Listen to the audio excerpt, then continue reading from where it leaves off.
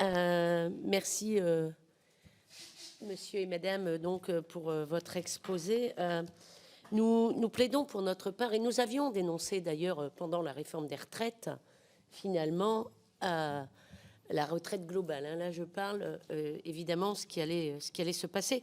Nous plaidons pour notre part pour une refonte globale, finalement, depuis longtemps, aux côtés d'André Chassaigne, du système de retraite des agriculteurs, parce que on voit bien que finalement, texte après texte, eh bien, il y a cette colère des agriculteurs qui perdure, qui continue. On a bien entendu ces dernières semaines leurs revendications, mais je ne prendrai pour ma part aujourd'hui que celle de leurs revenus, parce que finalement, ça a été dit, la retraite ne correspond qu'aux revenus que nous avons eus tout au long de notre carrière. Ça ne peut pas être autre chose, et c'est ce que nous disons pour notre part depuis le début.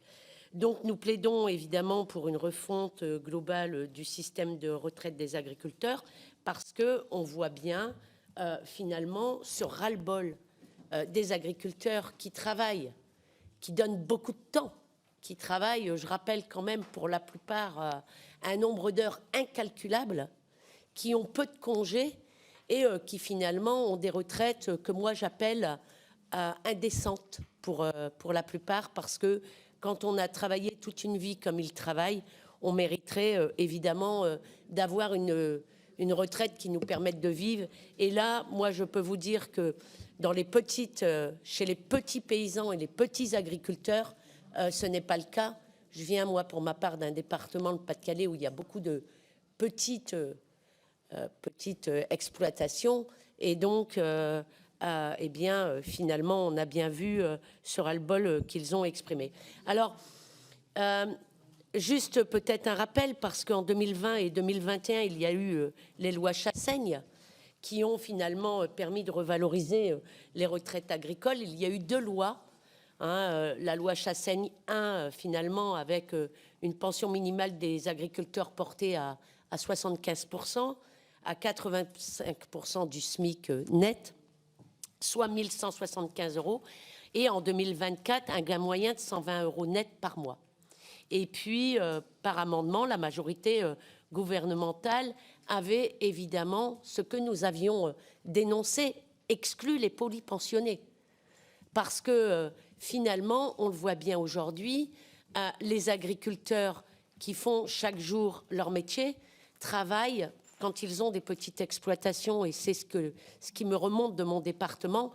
Ils travaillent dans deux endroits différents. Ils travaillent sur leur exploitation, et ils ne sont pas rares ceux qui ont un deuxième métier à côté pour pouvoir finalement combler ce qu'ils n'auront pas avec leurs revenus des agriculteurs.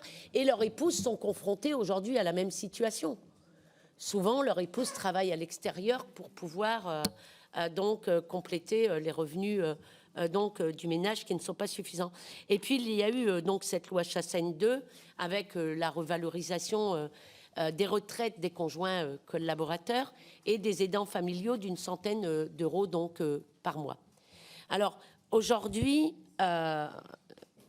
je pense que finalement il faut aller beaucoup plus loin, parce que ça a été dit par mes collègues, mais de petit texte en petit texte, finalement, nous n'arrivons pas à un texte global qui puisse réellement poser l'ensemble de la problématique de ce que vivent nos agriculteurs. Alors, moi, j'ai une question, parce que vous nous avez dit tout à l'heure que vous ne seriez pas en capacité de tenir si vous n'aviez pas de moyens supplémentaires. C'est les propos que vous avez tenus. Donc, quelle incidence cela peut avoir? Parce que finalement, si vous n'êtes pas en capacité, parce que, pas par incapacité, mais par incapacité, par manque de moyens, comment on fait? Comment ça va se passer? Voilà, c'est ma question.